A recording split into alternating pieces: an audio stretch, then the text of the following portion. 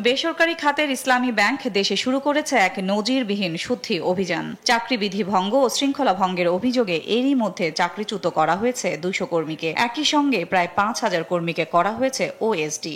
এসব কর্মীরা বেতন ভাতা পেলেও কর্মস্থলে থাকবে না কোনো দায়িত্ব। এ ঘটনায় ব্যাংকটির অভ্যন্তরে নতুন করে তৈরি হয়েছে অস্থিরতা।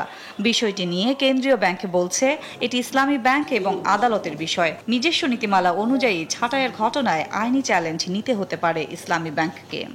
যদি কোনো ব্যাংক, সেটা ইসলামী ব্যাংক হোক বা অন্য যে কোনো ব্যাংক হোক, তাদের নিজস্ব নিয়োগ নীতিমালা বা এক্সিস্টিং যে এইচআর পলিসি আছে সেগুলি ভায়োলেট করে যে কোনো কাউকে টার্মিনেট করে বা টার্মিনেটের উদ্দেশ্যে কোনো পরীক্ষা গ্রহণ করে এবং সেটা যদি আইনি চ্যালেঞ্জের মধ্যে পড়ে তবে সেটার মোকাবেলা করার দায়িত্ব তাদেরই। এই ব্যাপারে বাংলাদেশ ব্যাংক সহজে পক্ষভুক্ত হতে যাবে না। অভিযোগ আছে শাস্তির মুখে পড়া কর্মীদের বেশিরভাগই নিয়োগ পায় 2017 থেকে 24 সালের আগস্ট পর্যন্ত, যখন ব্যাংকটির নিয়ন্ত্রণ ছিল এস আলমের হাতে। তাদের মধ্যে অনেকেই চট্টগ্রামের পটিয়ার, আর পটিয়া পরিচিত এস আলমের শক্তিশালী ব্যবসায়িক ঘাঁটি হিসেবে।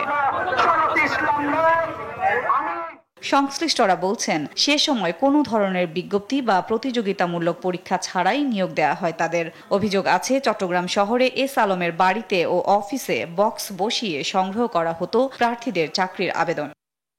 সাদিয়া লাবনী, দেশ টিভি, ঢাকা।